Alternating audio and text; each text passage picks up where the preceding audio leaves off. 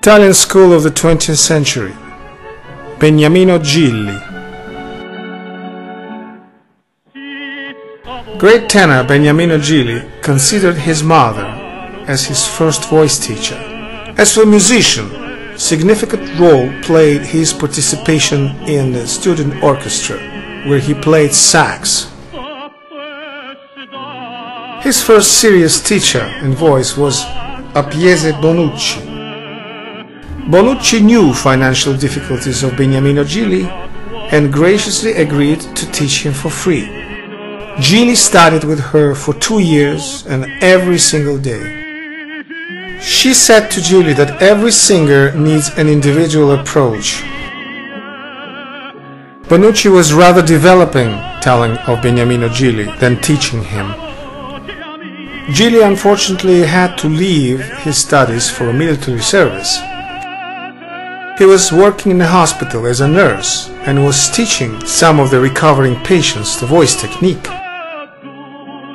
Beniamino Gigli said that the teaching really helped him to understand his voice better. After military service, Gigli was able to enter Roman Academy of Music. At the beginning, he joined the class of the famous teacher and singer Antonio Cotogni.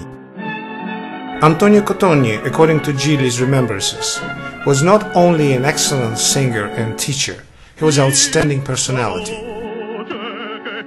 Since Cotogni was quite an old person at that time, he was 80, director of conservatory suggested Gigli to take another teacher, 37 years old Enrico Rosati, the same Rosati that later taught Mario Lanza.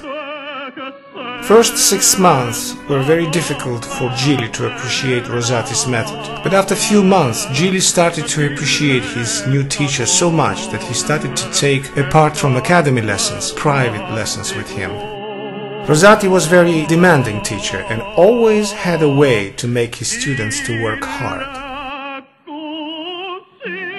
Beniamino Gigli's book is very valuable to me. Gigli openly talks not only about his achievements, but about his shortcomings. To help Gigli to balance his voice, Rosati proposed to put aside some opera arias and roles Gigli was preparing and concentrated his attention on arias from 17th and 18th centuries.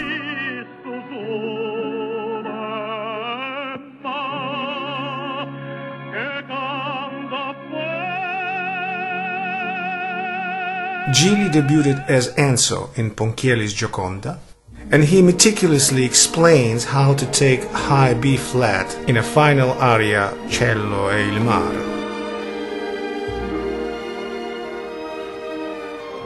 Evidently, Maestro Rosati was not just a good vocalist, but a good psychologist too. Rosati used psychophysiological method to achieve high notes. Without announcing to his students, he would play an aria half a tone higher, or even sometimes 1 full tone higher than it was written. That method would take psychological pressure from his students thinking about tessituras and high notes.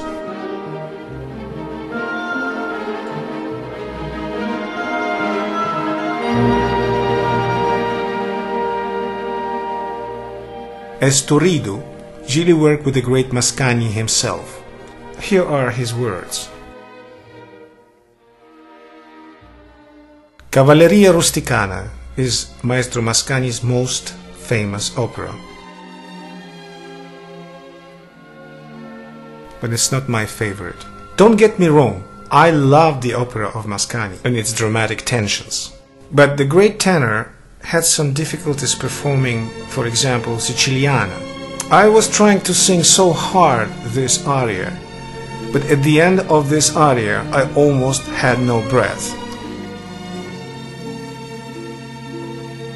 Nobody questions the genius of Maestro Mascagni and his masterpiece Cavalleria Rusticana. But if you ask professional tenors about tessitura in this aria, the most of them would prefer to sing it in few steps down, even 3 steps down. The inconsistency in these roles is basically in this aria. because Torrido is supposed to be a dramatic tenor, and the aria was written like it was written for a Rossini tenor. Beniamino Gigli definitely belonged to a category of smart singers. Gigli had a beautiful lyric voice and knew perfectly advantages and limitations of it. In April 1928, La Scala was planning the world debut of Puccini's Turandot.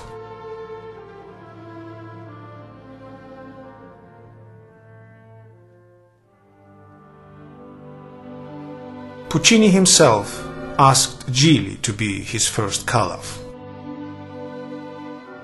After Puccini's sudden death, plans had changed.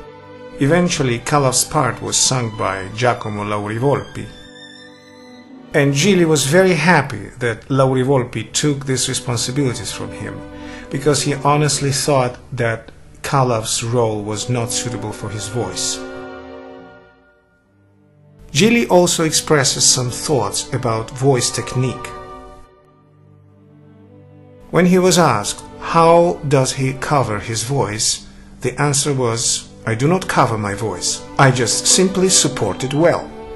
I do not recommend this technique to other singers, because my technique is based on perfect support, so I can sing my vowels without modifications. Definitely, Beniamino Gigli was greatly influenced by Caruso's method and his voice. We can clearly hear Caruso's tricks in some of his recordings, but he understood that covering technique or modification vowel technique is not necessary if you can support this particular sound. Very interesting are his quotes about other artists. He considered Maestro Toscanini a genius and easy to work with. Beniamino Gigli openly criticized famous American baritone Lawrence Tippett. According to Gigli, vocal artistry of Maestro Lawrence Tippett had nothing to do with bel canto. All Tippett could do is to sing in full voice. Lawrence Tippett was a rising, young, talented star of the Metropolitan Opera and demanded astronomical fees for his performances. But Lawrence Tippett didn't last as a leading star of the Metropolitan Opera and soon had to sing secondary roles. Beniamino Gigli was a great admirer of Fyodor Shaliapin's voice and his dramatic ability. Speaking of the great acting abilities of Shaliapin and Enrico Caruso, Gigli honestly recognizes that he never had such a talent. Critics who praised his singing always criticized his stage presence, so Gigli tried to improve his dramatic skills by watching drama performances. When director of Metropolitan Opera House Gatti Casazza proposed me to sing Romeo in Gounod's Romeo and Juliet, in this particular case I was paying more attention to my dramatic skills rather than vocal skills by attending rehearsals and performances of Shakespearean drama actors. But requirements of dramatic theatre and opera theatre are so different that Gigli admitted that he could learn very little from it. He warns young singers to be vigilant to impresarios' proposals. Impresarios and agents are interested in that particular moment, but the singer should be responsible about his future. Unsuitable roles can not only damage, but totally destroy singer's voice. Example, Totti dal Monte.